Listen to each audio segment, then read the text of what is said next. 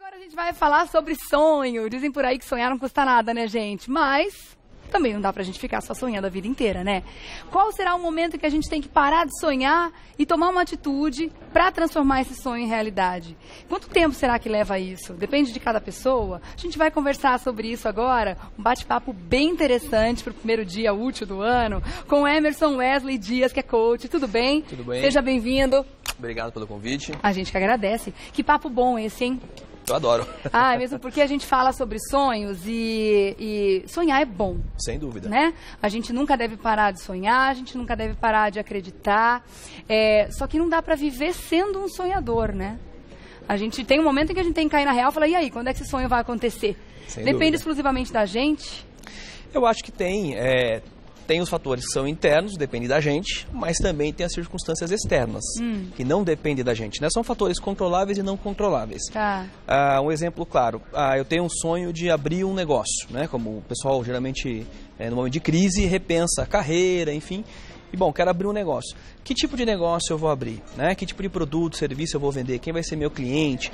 Então essas coisas todas que você vai tangibilizando melhor, você vai colocando de uma forma mais clara, vão te dizer se de fato isso é um sonho possível ou não possível de acontecer. Tá. Né? E uma coisa fundamental também que a gente tem que levar em conta é o tempo. Muitas vezes as coisas não acontecem porque a gente também não dá o devido tempo para que elas aconteçam. Tá. Né? É aquela coisa do quero para amanhã. E às vezes as coisas não são assim para amanhã. Elas demoram um tempo para acontecer. Então você está dizendo que o sonho não pode cegar a gente? Não. Se a gente perceber que a gente está querendo ir na direção daquele sonho, mas o universo, o mundo, o destino, enfim, a gente pode dar o nome que quiser, está mostrando que não é esse o caminho, é Sim. melhor reavaliar o sonho. É melhor reavaliar o sonho. Eu acho o seguinte, eu defendo nos meus livros que tem uma diferença grande entre sonho e objetivo.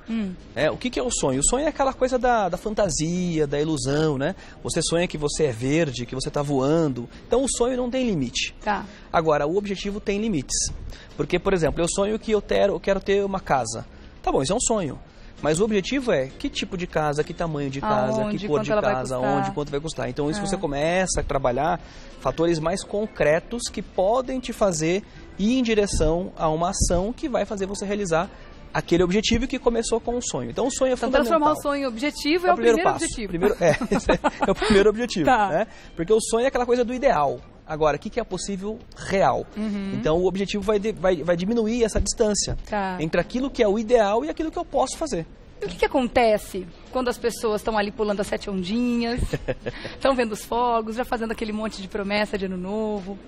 É muito comum isso acontecer, Sim. Muita gente vai se identificar com esse comentário, porque muitos desses objetivos que a gente chegou a traçar naquele momento, chega o final do ano e nem metade deles chegaram a se concretizar. Sem dúvida.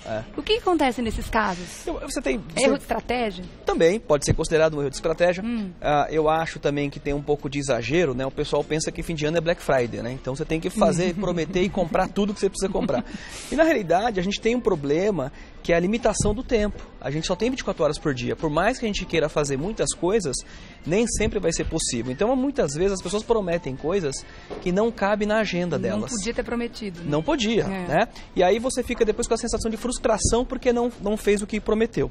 Principalmente quando você fala para alguém, né? Que você ia fazer aquela coisa. Enquanto tá só com a gente mesmo, né? Uma coisa. E aí a pessoa te... E aí? Você falou que ia fazer, fez, não deu tempo, sabe como é que é? Aquela sensação de frustração. Então tem que ter muito... eu acho que tem que ter muita sabedoria para você selecionar aquilo que é possível de ser feito esse ano, aquilo que é possível ser feito daqui a 5 anos, e aí você vai ajustando esses planos à medida que você vai dando os passos principais para os alcances daqueles objetivos. Eu acho que isso é muito importante. E colocar esse limite de tempo também, de um ano para outro, Sim. também é uma coisa perigosa, porque pode fazer que a gente desista de alguns sonhos que levariam mais tempo para a gente realizar, para a gente alcançar, porque o ano acabou e não consegui fazer. Sim. Né? Tem que ter calma também, saber avaliar se esse é um sonho que pode demorar anos para acontecer. Sim. Sabe que tem muito mais gente que desiste do que fracassa. Por quê? O que é o fracasso? O fracasso é um passo importante, muitas vezes, para você concretizar um sonho. Por quê? Porque ele não era exatamente como você idealizou. Tinha muito mais dificuldade que você conseguiu prever. Então, o fracasso te faz você amadurecer, né? Eu sempre digo que a dor é veículo de consciência. Se está doendo é porque precisa fazer algo. Então, se você não aceitar o fracasso, encarar o fracasso como um passo importante para um objetivo maior, aí faz sentido. Então tem muito mais gente que desiste do que fracassa. Não, você não pode desistir. Não. Tem pergunta do público para você. Vamos ver? Lá. Vamos colocar aqui na tela. Judite, vejo os meus amigos e parentes conquistando coisas, mas as coisas não acontecem para mim. Será que estou fazendo alguma coisa errada? Ela quer saber. Bom, a gente tem, por definição, somos seres sociais. E a gente gosta de pertencer. Então isso é uma coisa muito complicada, porque quando você olha o outro e parece que o outro está fazendo, e às vezes nem é tão assim. Se você perguntar para aquela outra pessoa que ele acha que está concretizando... Ninguém está vendo os tombos, ninguém, né? Ele tá vendo... É a história do jardim do vizinho, né? A grama é sempre mais verde. E aí ele está olhando, talvez... Ele está usando uma régua de medir que não talvez seja a régua da própria pessoa. Então, eu acho que é importante assim, talvez não chegou no seu tempo para você ou você está errando na sua estratégia. Você colocou um objetivo que é muito aquém do recurso que você tem hoje, portanto esse sonho é possível, mas você vai ter que esticar o prazo. E aí entra a questão de não desistir, né?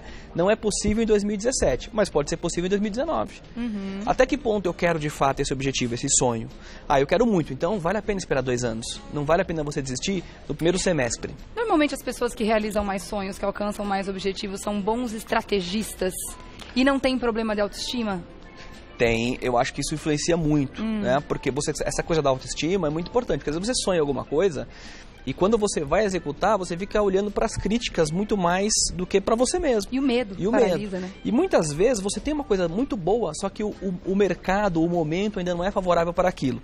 E aí você, que era uma pessoa de vanguarda, pioneira, desiste. Por quê? Porque não é que você estava errado, é que o mercado não entendia a sua linguagem. E talvez precise de um pouco mais de tempo para você maturar isso, para num segundo momento, sim, ser comum para todo mundo comprar a sua ideia. Então a autoestima é fundamental. Aliás, a autoestima é uma coisa importantíssima dentro da inteligência emocional, que é uma coisa importante para você se manter firme no seu objetivo, né? Não desistir. E você falou da questão de estrategista, né? De organização. Organização é fundamental, né? Foco é fundamental, constância na execução é fundamental. Então, se você não tiver esses elementos, é difícil você completar algo que você mesmo se prometeu que iria completar. Eu comentei a questão da autoestima mesmo porque a gente percebe muitas pessoas que batem na trave muitas vezes, né? Estão lá batendo na trave e tal, mas muitas vezes não conseguiram resolver essa questão que não as deixam sair do lugar, né? Exato. Às vezes a autoestima é paralisante. A falta da autoestima paralisante. E não te deixa vender o que você quer vender, né? Você pensa o seguinte, eu gostaria de, sei lá, ser cantora. Mas na primeira... mas não vão gostar da minha voz. Mas eu tenho medo do fracasso. Exatamente. No primeiro lugar que você vai se apresentar, você talvez não estava, né, estava nervosa, desafinou um pouquinho. E a Repara mais nas vem... pessoas que não gostaram do que nas que gostaram. Exatamente. E aí você não consegue, né, seguir adiante com aquilo. Então isso é fundamental. Vamos ver mais uma pergunta aqui? Vamos lá. Agora é a pergunta da Carla. Tenho o sonho de ter uma empresa própria e ganhar muito dinheiro. Oba, isso é bom. As pessoas falam que devemos sonhar alto. Esse é realmente o caminho? Olha, sonhar grande ou sonhar pequeno dá o mesmo trabalho.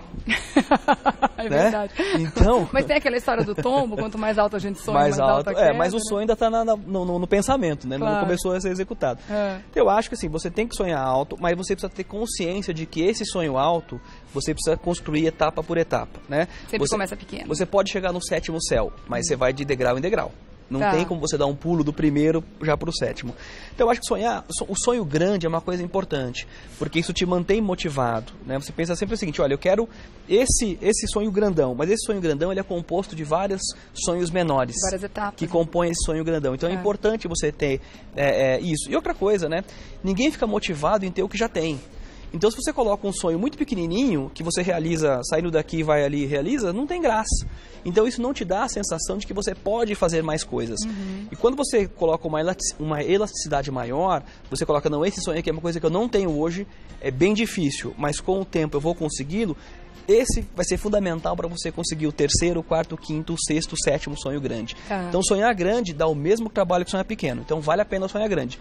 Mas tem que ter foco no objetivo e muito pé no chão para você fazer esse caminho. Antes ainda de falar em sonhos e objetivos, é importante também a gente falar da falta deles, né? Sim. A gente nunca, jamais deve parar de sonhar. Jamais. A primeira coisa, então, no começo de ano, no meio do ano, independente do momento da vida que for, é parar para avaliar se existe algum sonho ali e, se não existir, começar a procurar um objetivo? Sem dúvida. A gente já, né, quem leu lá Alice no País das Maravilhas, lembra da situação em que a Alice se encontrava com o gato e ela pergunta para o gato, né, que caminho eu tomo? E o gato diz, mas para onde você quer ir? Ela fala, não sei. Bom, se você não sabe para onde você vai, qualquer caminho serve, né?